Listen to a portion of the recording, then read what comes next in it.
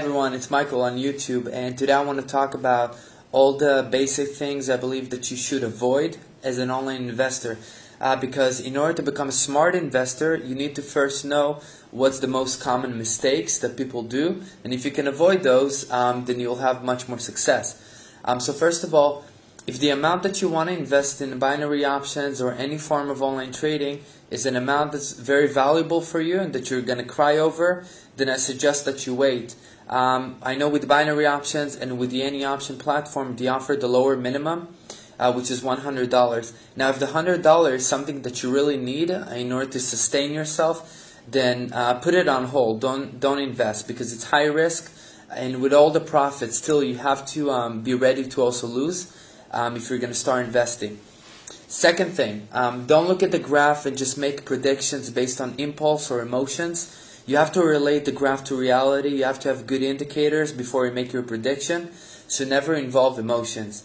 Now the other thing is that if you see that you're about to be out of the money, a lot of times what happens is that you want to purchase more options, maybe going in the opposite directions or trying to save the trade.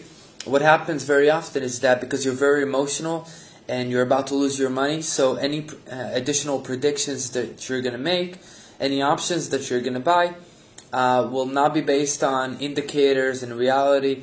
And what will happen is that you might, instead of losing that amount, you're going to lose more than what you were about to lose anyways. So avoid doing that as well.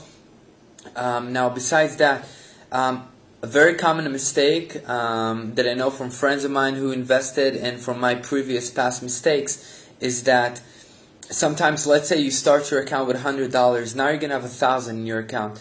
Many times people say, okay, so if I manage to make $1,000, so maybe I should double my chances and try to reach $10,000.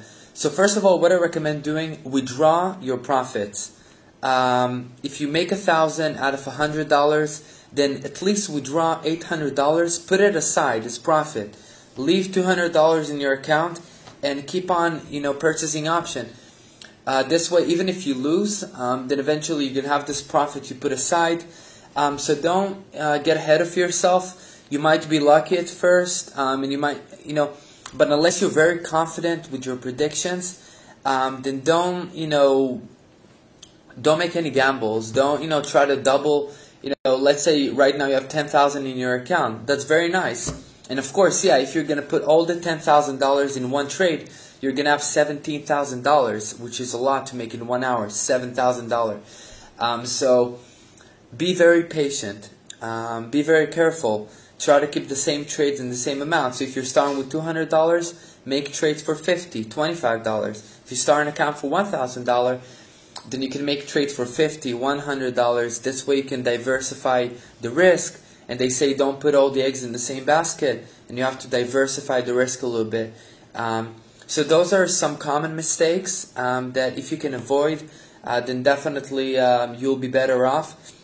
Second thing, don't rely on softwares, because all the softwares that give you automated predictions and they kind of like purchase options for you, they go based on trends that everyone who's using the same software is going to do as well, which is going to manipulate the market results, and eventually it's not going to be accurate. Of course, if all the softwares were accurate, or even if one software was profitable and people could base all their indicators and everything from a software, then obviously there would be millionaires just using those softwares, and that's not the case. You'll find that the people who are making money are people who are using fundamental analysis, looking at reality, focusing on one asset, doing their best to step in the trade when it's the right moment and not just based on impulse.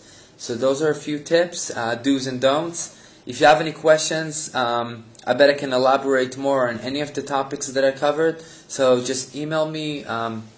You can also write a comment, and if you haven't watched any of my other videos, you can subscribe to my channel.